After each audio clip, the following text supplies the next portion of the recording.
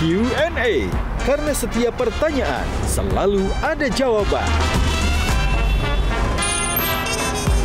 Dipandu oleh Yohana Margareta.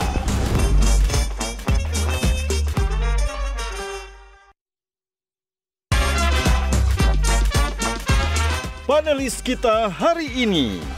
Kenapa nggak mau ditanya? Bahkan nggak mau ditanya tentang politik loh, bukan ngajak masuk politik. Para pejabat kita cocok banget jadi aktor ya. Karena pada saat kampanye dan pada saat menjabat itu Beda-beda. dia kembali ke titik nol. Iya. Benar. Pada saat kampanye acting tuh baik kayak beli bensin ya, kembali ke titik nol ya. Titik nol yang lagi ini pas kosong ini menjabat. ya.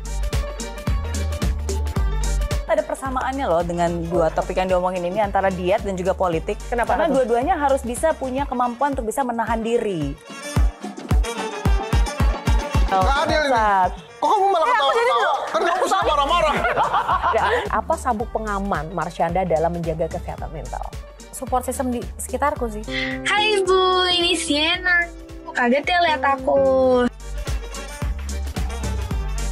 Aduh, Iya, gimana kan? sih? Kok ini kita belum mulai-mulai ya syutingnya? Kak ini kita kapan sih mulai syuting? Aku udah nungguin Supaya lama mulai. banget. Barusan kamu duduk situ. Biar mulai kita. Saya beneran di situ? Ya di situlah saya di sini. Saya salah. Bener Kita mulai. Kamu ngomong kamu. Aku abis ini ada meeting loh, abis itu aku udah syuting. Pokoknya hari ini agenda banyak banget. Aduh, bisa duduk, mulai nggak duduk. sekarang? Sorry banget ya, Biar ini kita ada kendala mulai. teknis. Ada kendala teknis. Teknis apa? Iya, udah, stop. Aduh, aku emosi. Bentar. Ngapain dari tadi ngatur-ngatur? Ini kendala teknis ini. Ini ngapain ngatur-ngatur? Biasa yang ngatur-ngatur yang pimpinan, bukan yang wakilnya. Ayo. Aduh. Aduh, sorry banget. Aduh Kak Mary gimana? Iya, jadi- sorry banget. Memang ya aku selalu bilang nih. Ini bingung kan? Hidup memang nggak semudah kata-kata Mary Riana, ya kan? Tapi kan bukan berarti kita harus marah-marah. Betul. Bukan berarti harus berkeluh kesah. Ya kita nikmati aja, sabar aja, tunggu yang tuan rumah kalau sudah siap Nggak bisa, baru Kak Mary. nanti. Nggak bisa. Kenapa Ya, sih Bang Hesa, kenapa sih seragam. nggak sabar banget? Kita belum. Ini nggak adil. Nggak ada janji. Ini syuting Ya, seperti hidup apa kan ini? memang nggak adil. Nggak adil ini. Bangsat. Kok kamu malah ketawa-ketawa? Kan kamu sama marah-marah. Ya, jadi gagal deh. Tarik nafas. Oke. Nah, hembuskan. Udah, hidup itu indah, asalkan kita bisa mensyukurinya. Nah. Jadi nikmati aja. Mumpung aku masih ada nikmatin waktu. deh. Ini aku duduk sini atau di sini? Gitu. Gantian. Jangan sampai marah-marah lagi. Thank you Marsyanda. Aduh bagus banget ya aktingnya, tapi persoalannya adalah Iya, kenapa sih aku disuruh galak kok kayak gitu? Nah, Marsyanda ini kan protagonis banget ya. Iya. Tadi kita suruh Karakternya. marah-marah. Iya, kita Di suruh marah-marah nggak film-film. cocok. Tetap manis gitu loh, tetap tersenyum. Kamu lebih nyaman jadi berakting protagonis atau antagonis sih sebenarnya? Sebetulnya aku tuh sempet jenuh banget loh berperan selalu jadi protagonis. Sampai di tahun 2008 aku pernah request sama produser yang lagi memperkerjakan aku sebagai pemainnya, please kasih aku peran antagonis. Oh gitu. Serius? Walaupun kemarin di beberapa film terakhir kan sebenarnya filmnya tentang apa masalah-masalah rumah tangga. Tapi aku protagonisnya. tetap protagonisnya. ya? Iya, terus begitu aku request dikasih loh sama dia. Tapi cuma bertahan 3 episode, dia bilang, Cak, cetakan muka kamu tuh dari sananya harus protagonis emang. Oke. Masyarakat tuh nggak suka ketika kamu jadi antagonis, jadi nggak pada nggak mau nonton. Nah, Aku ini nggak ngerti kenapa. Nah, padahal ya kalau kita lihat kehidupan di balik layarnya Marsyanda itu kan penuh roller coaster. Makanya kita angkat tema kita Life is Roller Coaster. Tapi ada satu pertanyaan menarik ini buat Marsyanda yang harus jawab banget nih. Oke. Kalau Marsyanda itu lebih suka duduk di depan dan kemudian menghadapi tantangan atau di barisan depan untuk menghadapi tantangan hidup, atau duduk di belakang ikut arus aja dan main aman? Menurut aku cita-cita kita dalam hidup itu harusnya adalah untuk tahu kapan kita harus duduk di depan menjadi fighter dan kapan kita harus duduk di belakang let go and let God. Jadi goalnya adalah wisdom, kebijaksanaan. Menurut aku itu. Bicara soal kebijaksanaan, Kak Mary nih. Iya, Melihat karena Marsyanda. kalau aku ngelihat Marsyanda yang tadi tuh sebenarnya memang bukan Marsyanda yang marah-marah ya. Karena aku tahu tuh Marsyanda yang sekarang tuh lebih bisa meng-embrace every situation. Lebih sabar, selalu punya hikmah, ya kan. Walaupun memang hidupnya kayak roller coaster. Seberapa roller coasternya sih hidup Marsyanda? Jujur kayak aku rasa sama dengan semua orang di dunia ini sih. Cuman nggak semua orang roller coasternya tuh terpublish. Bener nggak? Ya. Ya. Pasti semua orang punya up and down-nya gitu. Cuman nggak semua orang share secara terbuka gitu kepada followersnya, kepada orang yang kenal dia. Banyak yang ya udah di-keep untuk dirinya sendiri aja, padahal mereka juga evolusi, mereka bertumbuh karena challenge roller coaster yang mereka hadapin juga gitu. Nah, ini ada menarik nih Kak Mary dan juga teman-teman. Marsyanda pernah posting sesuatu quotes begitu, mantra of the day ya. Kita akan lihat sama-sama mantra of the day yang diposting oleh Marsyanda, bertuliskan mantra of the day, I love my life, I love my life. Kenapa sampai ditulis berulang-ulang dan apa maknanya? Dari aku SMA emang aku suka nulis itu ya di diary. Jadi ada sempat satu halaman full tulisannya kecil-kecil banyak banget, mungkin berapa ratus. I love my life, I love my life, I love my life, I love my life. Karena memang aku merasa itu. Even though your life dalam sebuah roller coaster yang Doesn't matter. Aku tetap percaya bahwa segala roller coaster itu tujuannya adalah indah, dan memang aku diberikan roller coaster karena Tuhan percaya aku mampu menghadapi semua itu, dan nggak pernah berubah ya mindset aku bahwa aku dilahirkan ke dunia dengan misi yang besar, dengan misi yang mulia. Jadi apapun cobaan yang aku hadapin, Tuhan nggak akan pernah lepas tanganku. Memangnya kamu tahu misi kamu apa? Misi aku untuk serving others, untuk menolong banyak orang. Tapi lewat journey experience yang aku hadapin sendiri secara real, dan lewat pengetahuan dan ilmu yang aku pelajarin. Cool. Bang Hensat. Tadi pas role play itu ya, acting itu, semakin sadar saya bahwa saya bukan Reza Rahardian. Nggak usah pakai role play juga harusnya sadar sih. Maksudnya kok lu baru sadar gitu sih? Ya ternyata nggak gampang gitu ya. Memain peran itu nggak gampang gitu. Iya. Tapi bukannya udah sering nih marah-marah dan sering ini? Oh itu terbawa peran? Terbawa peran. Ya. Atau terbawa arus ya? Bawa arus politik maksudnya. Ini kita ganti aja nih. Oke, gimana Bang? Ya ini masih terkait dengan perannya. Suka ketukar-tukar nggak sih? Dalam hidup kamu itu tiba-tiba merasa harus memainkan peran tertentu dan harus mengikuti skenario yang ada gitu. Misalnya nih, habis syuting film, terus balik normal ke kehidupan nyata ya. Terus merasa masih dalam saya masih syuting film nih, sehingga gejolak emosinya tuh masih terbawa dari yang emosi di film ke kehidupan nyata. Ternyata itu adalah pantangan terbesar seorang aktor. Dan aku baru tahu kalau itu nggak boleh membawa peranan kita ke dalam kehidupan nyata kita, itu mungkin 5 tahun, 6 tahun lalu. Baru sadar? Baru dikasih tahu oleh pemain yang lebih senior dari aku dan sutradara. Dia bilang kalau kita membawa karakter kita ke rumah, ke kehidupan pribadi, keluarga kita akan hancur, kehidupan kita yang sesungguhnya akan berantakan. Kadang nggak sadar. Iya, dan itu banyak banget terjadi dengan aktor-aktor di manapun itu gitu. Jadi secara psikologis tuh memang sebagai aktor kita setelah kita selesai syuting, kita harus balik ke rumah dalam keadaan titik nol lagi gitu. Menjadi kalau aku Caca ya Caca gitu. Aku sampai setelah syuting film yang kemarin, aku bikin list karakter aku di film itu, namanya Alina. Karakter dia tuh apa aja, aku bikin listnya. Sifatnya apa, kecenderungannya apa, positifnya apa, negatifnya apa. Di kolom sebelahnya aku tulis Caca, dia itu seperti apa aja. Lalu aku melakukan meditasi dan visualisasi supaya aku bisa berpindah dari Alina kembali ke Caca. Dan trikinya adalah kalau kita nggak tahu diri kita tuh apa. Jadi kolom yang keduanya kosong. Nah loh, gue nih yang mana ya, gue nggak kenal diri lagi. Nah itu bahaya. Jadi kita harus kenal dulu kita yang original tuh seperti apa. Nah itu tadi, sorry Jo, satu lagi itu menarik tadi yang I love my life itu. Ada alasan tertentu nggak pada saat kamu tulis I love my life berkali-kali itu? Kejadian apa yang bikin itu? Enggak sih, jadi aku merasa kebahagiaan itu kayak apa namanya itu generator power plant, mesin itu power plant. Jadi happiness itu sesuatu yang kita generate, bukan sesuatu yang jatuh dari langit untuk kita. Kalau kita bisa terus-menerus mengenerate kebahagiaan, rasa happy dan rasa cinta kepada hidup kita, maka dia yang akan terus kita rasakan dan energi itu akan berbalik jadi realita kita.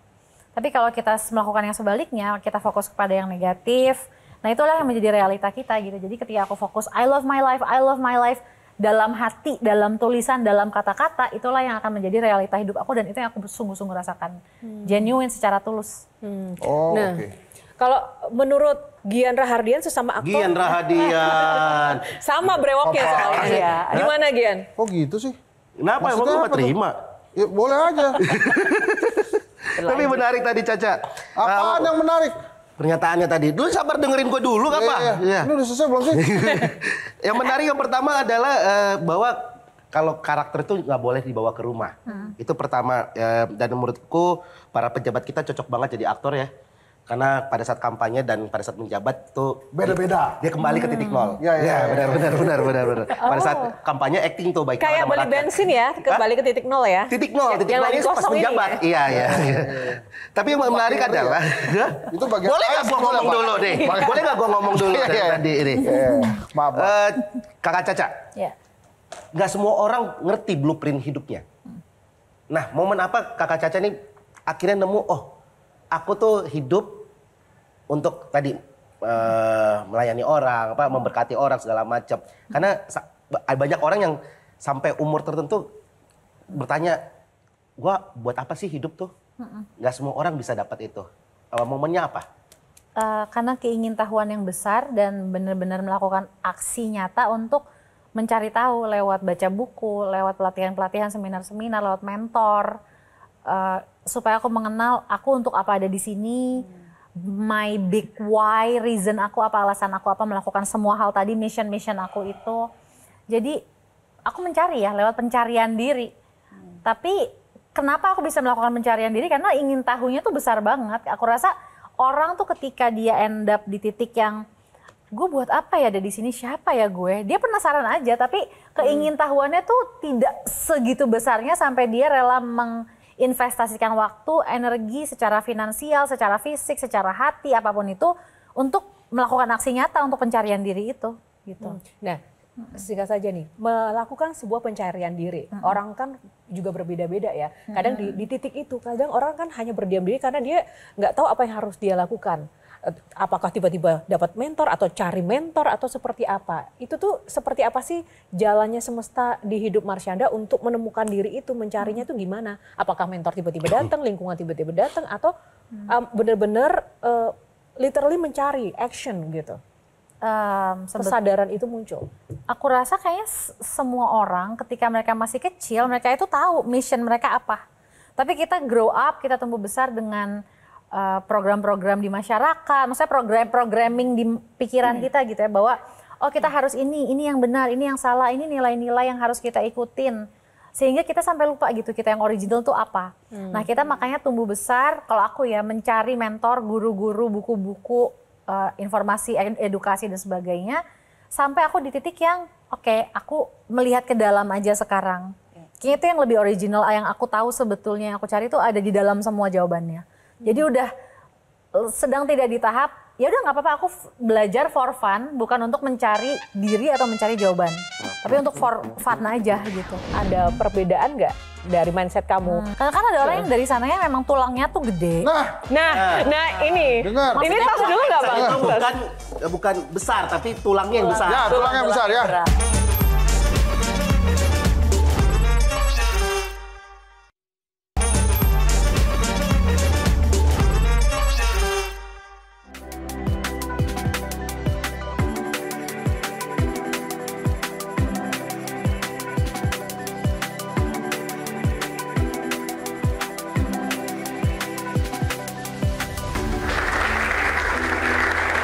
Wow, ini memang proses yang dulu Marsyanda pernah tekuni ya, tapi sampai sekarang aku masih benar-benar kagum-kagum dengan proses diet itu. Apakah itu bagian dari tadi Marsyanda bilang sangat keras dengan diri sendiri, harus sempurna begitu? Atau gimana sih Marsyanda? Itu karena aku mau syuting series yang menyuruh aku turun berat badan. Sesimpel itu, kalau nggak ada Itu sampai ditulis di kontrak, aku harus turun berapa kilo, 20-an. 15 sampai 20 lah, terus udah gitu sampai mesti kirim report, foto tiap 2 minggu sekali, foto timbangan dan foto tubuhku, foto badanku pakai pakai baju kayak tank top sama celana pendek gitu, terus gitu dikirim fotonya, terus aku mesti foto pakai timbangannya harus ada kakiku, jadi aku harus ada, jadi nggak ketahuan nggak bisa bohong. Nah, tapi kalau misalnya tidak ada kebutuhan syuting itu, kamu akan diet juga nggak? Aku sebetulnya nyaman sih dengan berat badanku. Apapun itu ya, yang penting aku sehat, yang penting aku fit, yang penting aku makan dengan baik, yang penting aku olahraga, itu sih kalau aku. Nah, terus ketika sudah melakukan proses diet dan kemudian di tubuh yang ideal begitu, ada perbedaan nggak dari mindset kamu tentang orang yang kurus, orang yang mungkin gemoy? Karena kan ada orang yang dari sananya memang tulangnya tuh gede. Nah ini. Dengar. Ini tos dulu nggak Bang? Itu bukan besar, tapi tulangnya yang besar. Ya, tulangnya besar ya. Terus Iya, lanjut. tapi pas dicek darah, apa segala macam, cek kesehatan jantung sehat gitu.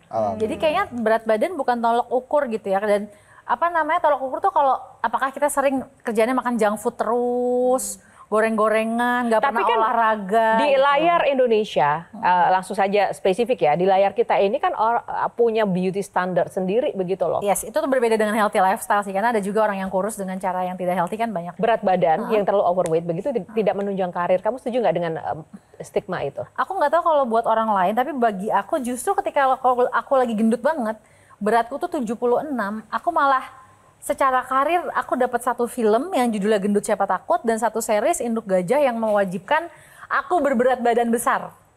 Jadi aku ngerasa tadinya kayaknya kalau di Indonesia nggak terima deh ini dengan artis yang public figure yang gendut gitu ya, tapi ternyata ada jalannya gitu. Aku juga nggak nyangka sih. Kenapa Bang Insat? Bang Insat kenapa? Coba. Kita dengarkan Bang Insat. Biar ku gendut. Kenapa kok kayak seneng banget? Enggak maksud saya, ya itulah kehidupan gitu. Sometimes jalan orang kan beda-beda ya, Mas Anda tadi bilang begitu. Tapi saya ada pertanyaan boleh ya Mas? Iya. Tadi waktu off air, kan kita sempat bicara tentang politik tuh. Terus kamu bilang, gue jangan ditanya tentang politik. Wah kan kita cuma mau nanya doang, kenapa nggak mau ditanya? Bahkan nggak mau ditanya tentang politik loh, bukan ngajak masuk politik. Iya. Kenapa? Karena aku banyak, gimana ya, aku kan bukan berada dalam jajaran atau duduk di posisi yang punya wewenang untuk ngambil keputusan yang bisa memperbaiki, memajukan negara ini ke arah yang lebih baik ya. Maksudnya aku banyak melihat orang-orang di luar sana yang punya influence besar.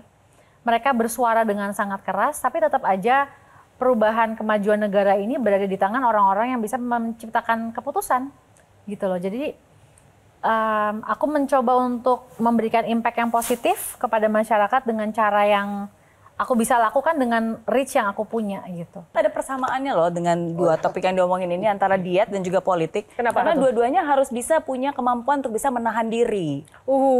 Ya kan? Menahan diri. Dan tidak boleh rakus. Dan tidak boleh rakus. Betul, diet kan itu ada tidak boleh persamaannya. rakus kan. Menarik. Karena pada akhirnya kalau kita lihat sekarang, banyak banget orang-orang influencer yang berlomba-lomba dengan sindrom Messiah kompleks. Merasa dirinya paling benar atas kebenaran yang dia ucapkan. Jadi Messiah itu yang bahaya, Messiah kompleks. Karena dia merasa bahwa dia punya followers yang banyak, setiap kali dia posting orang dengerin. Yes. Akhirnya ketika ada beda pendapat dia udah gak mau dengerin lagi. Apa Nah itu bedanya? namanya rakus Betul. power. Rakus power. Jadi apa bedanya influencer ini sama para pejabat kita? Sama-sama aja pada akhirnya.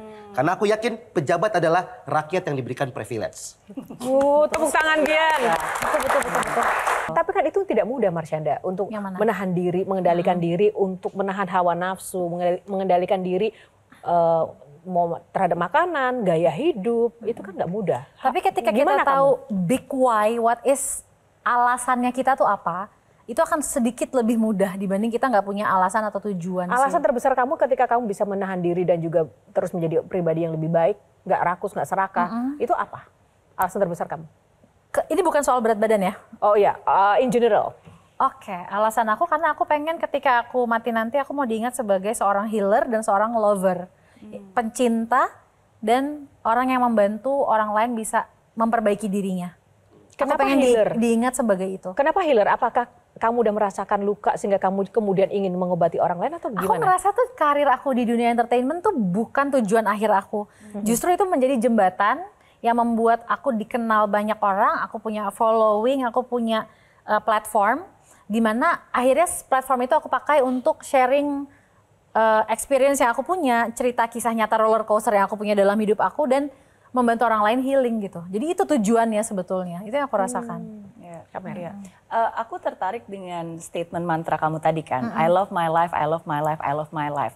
Tapi seringkali apa yang kita ucapkan dengan apa yang kita rasakan tuh berbeda. Karena in realita banyak orang yang berpikir, ya itu kan yang diucapkan. Tapi kan kadang-kadang ketika hidup tidak baik-baik aja, rasanya pasti sedih, pasti kecewa gitu. Nah sekarang pertanyaannya, gimana caranya sehingga itu tidak menjadi sebuah kepalsuan ketika seseorang bilang I love my life, tapi enggak juga kok gitu. Dan gimana cara kamu bisa mensinkron itu sehingga akhirnya itu sungguh-sungguh jadi kenyataan.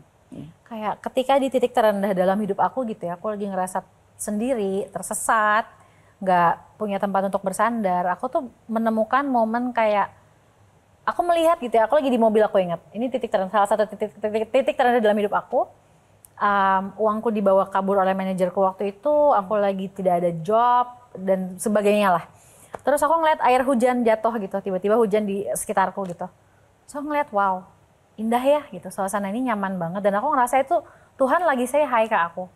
Padahal aku lagi habis nangis. Dan di situ aku ngerasa kayak gila ya, saat aku sendiri aja Tuhan mau bilang kalau, Ca, kamu gak sendiri. Walaupun kamu ngerasa sendiri, tapi aku tetap memegang tangan kamu dan kamu akan lihat segala sesuatu yang kamu hadapin sekarang akan ada kebangkitan suatu hari nanti. Dan itu dulu ya, itu tahun 2014 terjadi gitu. Dan memang bener ya, hidup itu musim kalau menurutku. Saat kita harus lagi di musim dingin yang gak nyaman, kita kayak kedinginan, kita kayak moodnya gak enak, nanti akan ada musim panas yang semuanya cerah, warna-warni, dan kita lebih nyaman, lebih outgoing, social gitu.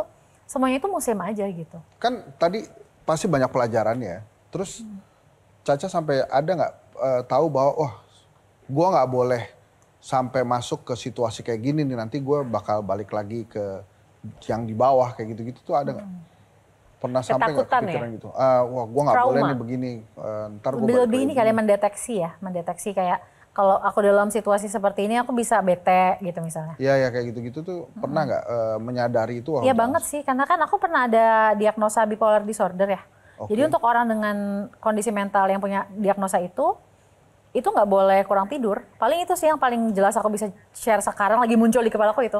Kalau aku kurang tidur berturut-turut dalam 2 minggu gitu, aku bisa jadi lebih sensitif, bisa overthinking, dan jadi serba nggak nyaman ngapa-ngapain, kayak kepikiran apa-apa gitu. Jadi itu remnya aku kira-kira di situ sih, agar tidak masuk ke dalam siklus yang oversensitif gitu. Ada nggak sih yang berbeda dari habit atau cara kehidupan kamu sehari-hari sebelum dan sekarang setelah Sienna tinggal bersama kamu? Perbedaan yang paling jelas adalah kulkas. Biasanya selalu kosong.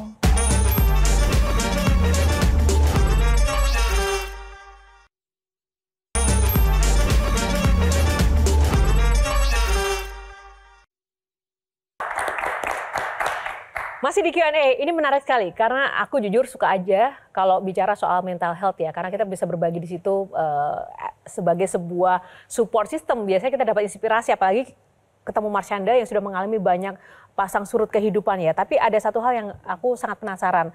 Kalau roller coaster punya safety belt Marsyanda, apa sabuk pengaman Marsyanda dalam menjaga kesehatan mental?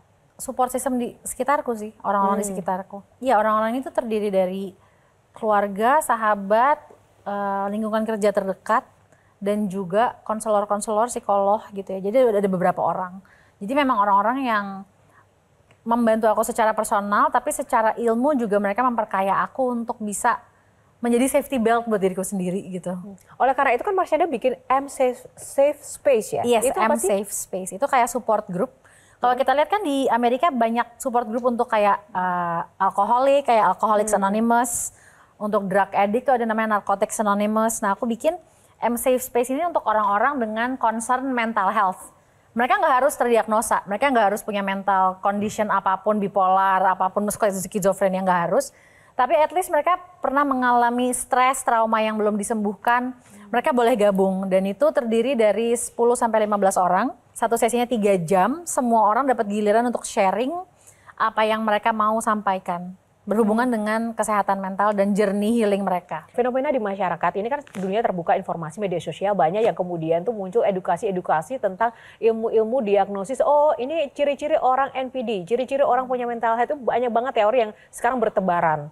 Nah, itu gimana sih caranya agar kita mendeteksi itu? Karena kan kadang juga ada bahayanya loh kalau masyarakat tanpa ada bimbingan kemudian terlalu cepat untuk self-diagnose gitu loh. Memang self-diagnose itu nggak boleh. Oh, nggak boleh? Why? Nggak boleh. Kenapa? Karena yang punya wewenang mendiagnosa itu hanyalah psikolog klinis dan psikiater. Untuk mendiagnosa itu kan kita perlu observasi dulu orang ini 1 bulan sampai 6 bulan ke belakang dalam hidupnya tuh dia ngapain aja.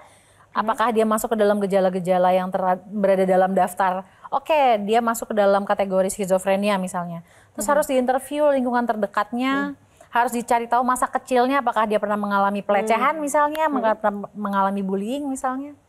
Nah ini ada nih, M Safe Space by Marsyanda, Healing Support Group ya. Ini siapa aja yang bisa masuk di sini sih sebenarnya? Jadi aku siapa aja sih sebetulnya. Jadi aku post di sosial media aku, lalu yang daftar akan masuk gitu. Dan misalnya Bang Hensat atau Gian begitu, tiba-tiba kena keresahan, kecemasan akut, langsung kontak Marsyanda, langsung bisa tuh? Bisa. Mungkin kalau kita ditanya sekarang jawabannya tidak, tapi yang kadang-kadang orang lupa kan tidak mengetahui bahwa dirinya sedang merasa cemas. Yes. Tidak menyadari bahwa dirinya sebenarnya membutuhkan. Ya, atau tidak menyadari dirinya masih grieving, masih marah. Betul. Jadinya kena getah orang-orang sekitarnya. Betul. Nah itu banyak terjadi kan. Ya makanya saya sengaja dijauhkan ini karena saya bisa kena getahnya. Pentingnya kehadiran saya di sini Ya betul. Betul. Ada yang menenangkan. Ya. Saya punya pertanyaan tapi mohon maaf kalau kurang berkenan ya, Marsyanda. Arti uang buat kamu tuh apa ya? Uang itu kayak amplifier ya. Jadi seseorang punya sifat, misalnya nih, seseorang yang ketika tidak punya uang dia itu pelit dan serakah. Saat dia punya uang banyak, dia akan amplified sifat itu. Akan menjadi orang yang semakin pelit dan semakin serakah. Jadi uang itu kayak semacam alat. Orang yang saat tidak punya uang dia itu dermawan, suka memberi, suka berbagi. Saat dia punya uang banyak, dia akan semakin dermawan, semakin suka berbagi. Dan uang adalah tools, alat untuk membuat itu menjadi amplified. Apa sih dalam hidup kamu saat ini ya, saat ini yang terkini yang bisa membuat kamu itu paling merasa cemas, resah, takut itu ada nggak? Hal apa? Melihat anak perempuanku yang udah menjadi ABG dan menyadari bahwa dia akan bertambah besar dan akan menjadi seseorang yang ya udah dia punya hidupnya sendiri.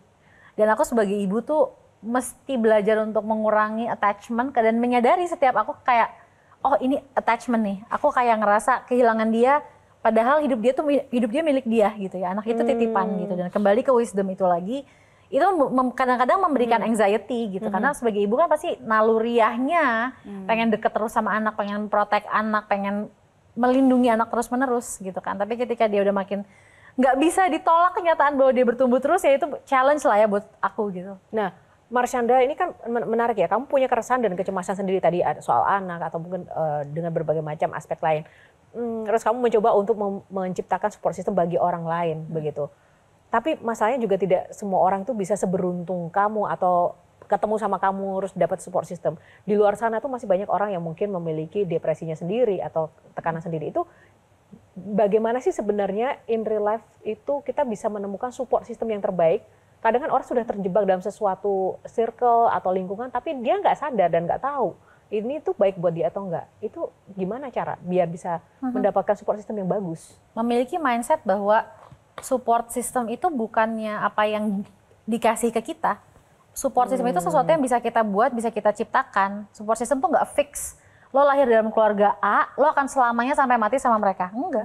Kita bisa memilih chosen family, keluarga yang kita pilih.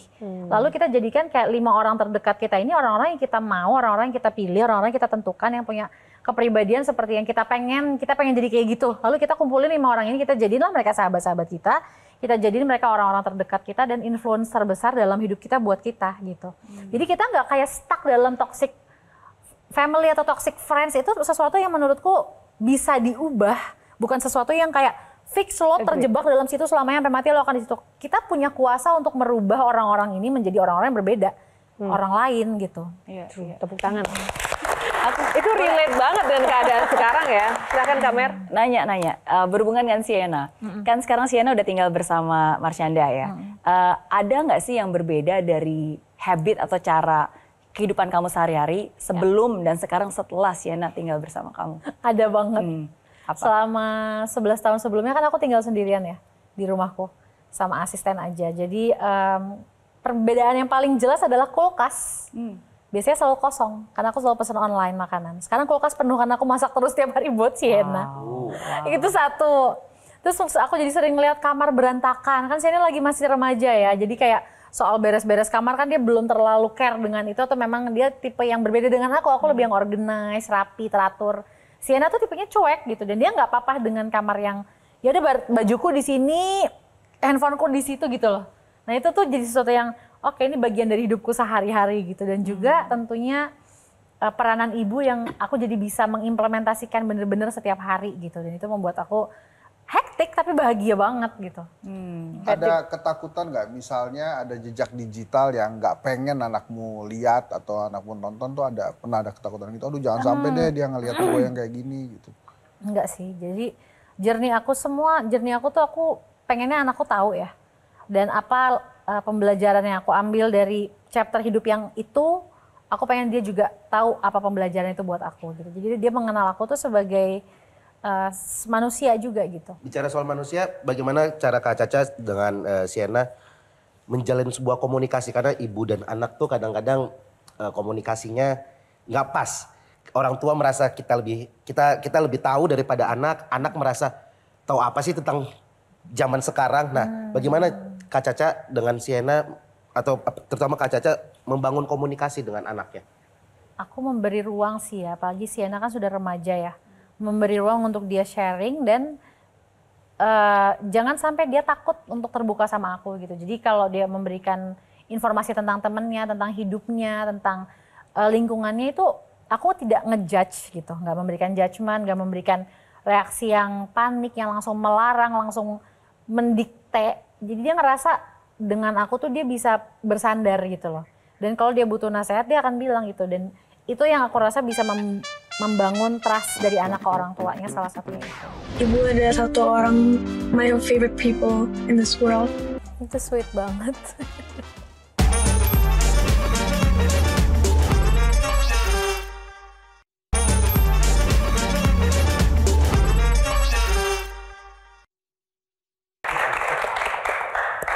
Ya, kembali di Q&A pemirsa, masih bersama Marsyanda dan 3 panelis yang luar biasa. Nah, kalau tadi sebelumnya kan kita bicara soal Sienna, salah satu hal yang membuat Marsyanda itu lebih lengkap lagi ya kebahagiaannya. Nah, aku mau saya mau kasih lihat ke pemirsa dan teman-teman di sini seperti apa sih kedekatan Marsyanda dengan Sienna. Kita lihat yang satu ini. Please welcome Sienna. So we were planning on making a video and like, Apa-apa kamu ngomongnya yang jelas. we were planning to make a video and we were like, oh, what should we make? What should we make? All right, so get ready, okay? My hair was blonde, and I was looking like I was really mad because I was so into the emotion, and I was just like So guys, acting like I'm performing. So guys, it's not like don't believe in that video, okay? Her emotions are happy. She's really into it. She's not mad or anything. She's not mad to the YouTube community. Wow, keren banget ya Sienna ya, pinter dan kamu benar-benar mendidik dia tuh apa adanya banget ya. Bisa melihat segala sesuatu Otentik. itu. Ya bukan lebih ke otentik menjadi dirinya sendiri. Aku masih merayakan itu gitu untuk menerima dia secara otentik. Kamu ingin dia itu nanti seperti apa sih gambarannya di masa yang akan datang tuh? Yang pasti aku pengen bonding antara aku dengan dia ada terus sebagai ibu dan anak. Kalau dia mau jadi apa, itu aku serahkan kepada dia ya, menurut perjalanan hidupnya sendiri, menurut pencarian-pencarian yang akan dia temukan nanti di masa depannya dari sekarang. Dia mau jadi apa itu aku serahkan kepada dia. Selama itu ya baik, bermanfaat dan tidak merugikan orang lain, ya aku akan mensupport dengan cara yang terbaik yang aku bisa. Wow, luar biasa ya. Nah, tadi soal kedekatan Marsyanda dengan Sienna ya, dan tidak hanya itu saja, ada nih yang sangat ngefans ingin mencurahkan isi hatinya untuk Marsyanda. Kita akan lihat video yang satu ini. Hai Ibu, ini Sienna. Kaget ya lihat aku. Ibu itu menurut aku, she's my role model. Dia inspirasi hidup lah di ibu aku. Terus juga my role model, someone I look up to juga, someone I respect juga. Terus seorang yang aku sangat sayang. Mudah-mudahan seumur hidup ibu sama aku aja, terus mati. I hope you will be with me forever because like ibu adalah satu orang my favorite people in this world. So I hope you stay with me forever and will love me forever. Okay. Bye-bye, Ibu. Have fun. Oh my God. Mau nangis. Itu sweet banget. Gimana melihat sosok anaknya sangat begitu mencintai Marsyanda ya. Berasa loh ya sampai sekarang. Kamu ibu yang sukses menurut aku. Tepuk tangan buat Marsyanda. Amin. Gimana tadi ngeliat Sienna? Dia sering mengungkapkan itu juga kah sehari-hari? Iya, jadi waktu aku ulang tahun bulan Agustus lalu tuh dia nulis surat, dia bilang salah satu kalimat yang dia ucapkan adalah ketika aku ditanya siapa role model atau panutan aku dalam hidup aku, kalau anak-anak seumurku tuh pasti mikirnya selebriti siapa gitu. Nah, I don't think of any celebrities, I think of you, dia bilang gitu. Jadi tuh aku berkaca-kaca kayak sekarang gitu, karena ngelihat anakku menjadikan aku panutannya. Jadi itu sesuatu yang wow banget dengan segala kekurangan dan kelebihan yang dia tahu aku milikin gitu loh. Semoga Shena lihat ya, mamanya happy loh malam ini. Thank you ya Shena videonya.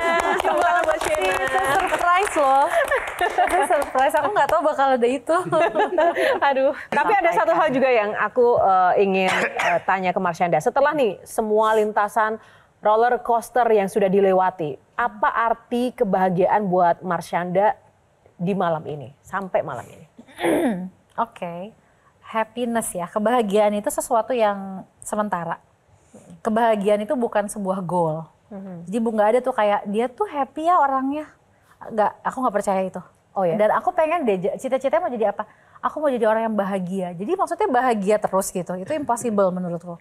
Pasti kita, bahagia tuh temporary dalam arti dia itu adalah sebuah state yang pasti akan berubah-berubah dalam satu hari aja. Bisa kita jam 12 happy, jam 13 kita kena macet, kita bete, berubah happiness-nya itu bisa.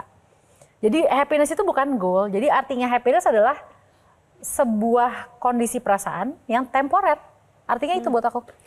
Sebenarnya kamu punya nggak sih orang yang kamu idolakan, menjadi inspirasi kamu hingga jadi Marshanda yang sekarang, ada nggak? Membuat kamu bisa memiliki pandangan-pandangan yang dewasa seperti ini dan bijaksana. Kayak Sienna deh, dari sebelum dia lahir ya. Karena aku kan lahirin Sienna tuh umur 24 atau 25 gitu.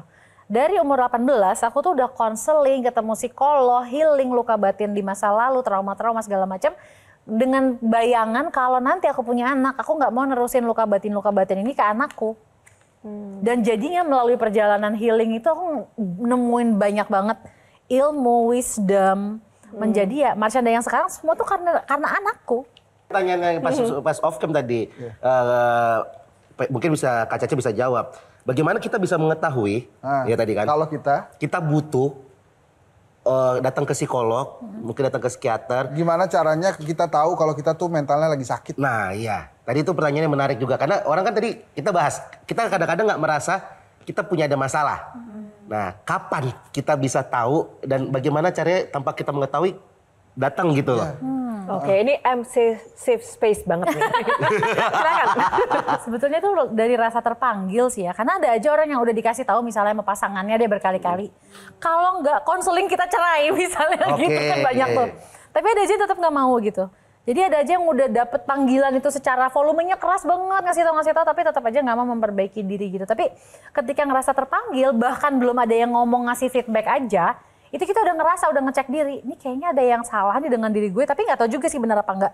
Coba deh gue cek, terus ngobrol lah. Pertama mungkin ngobrol kasual dengan orang yang ngerti psikologi. Terus lama-lama jadi dengan pelatihan-pelatihan yang berhubungan dengan healing. Terus lama-lama jadi konseling, itu kan kita jadi mengenal banyak tentang diri kita sendiri dan tahu bahwa oh actually ada beberapa hal yang I am not okay nih. Tapi it's okay untuk jadi orang yang punya part-part yang nggak okay.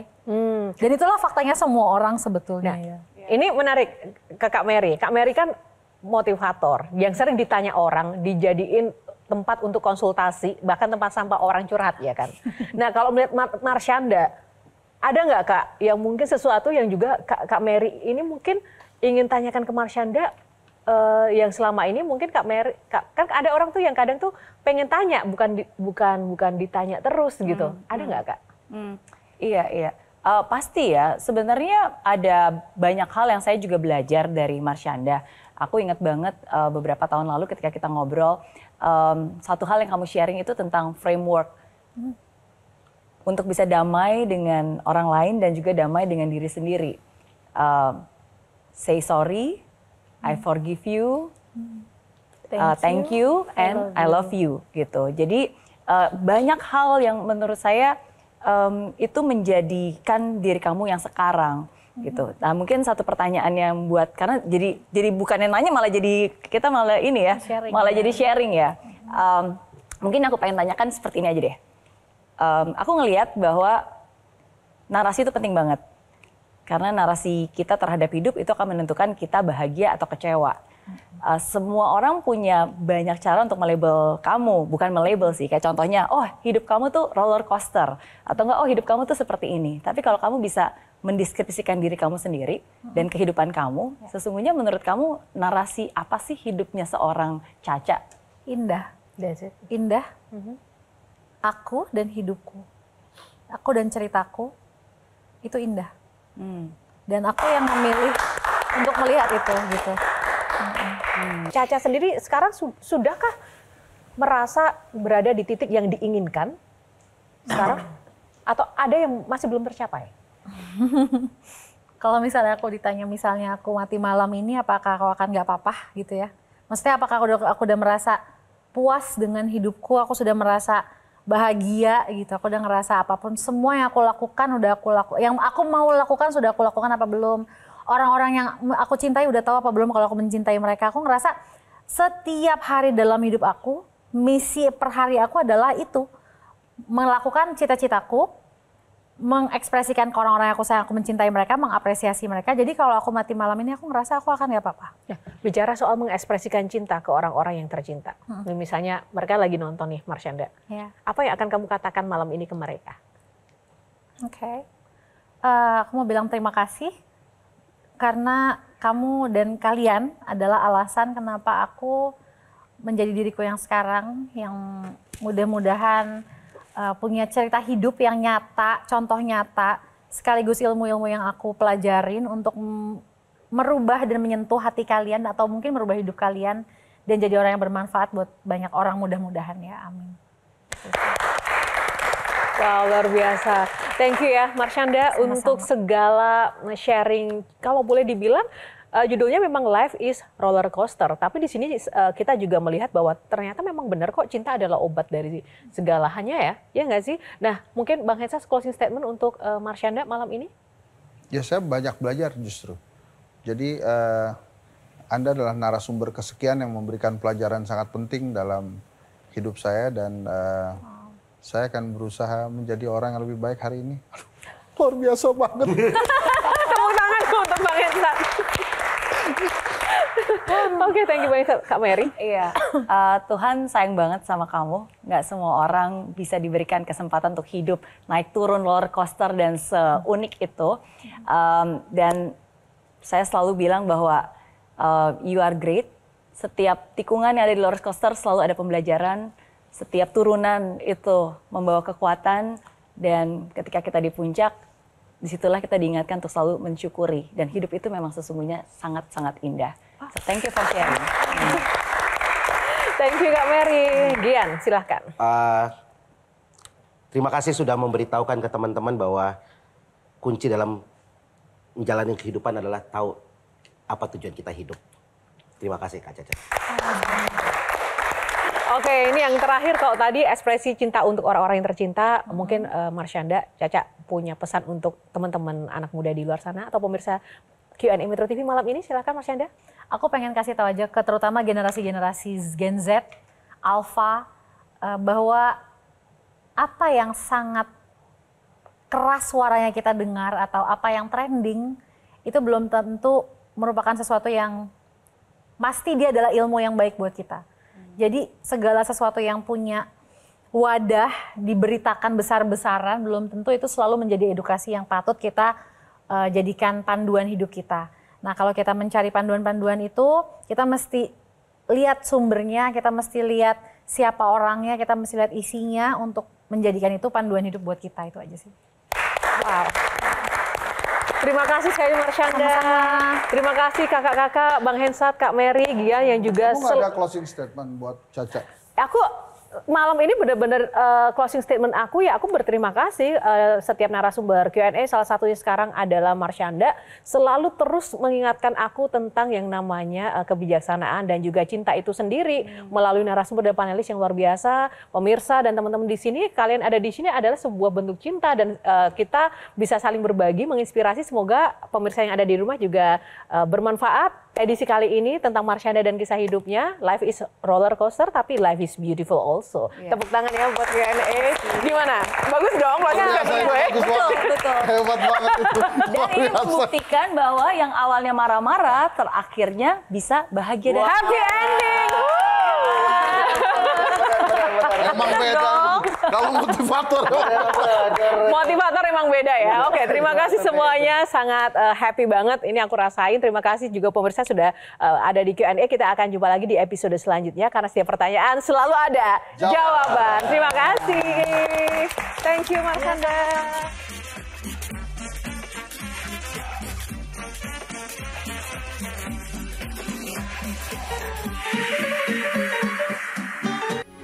Metro TV. Jelajahi cara baru mendapatkan informasi. Download Metro TV Extend sekarang.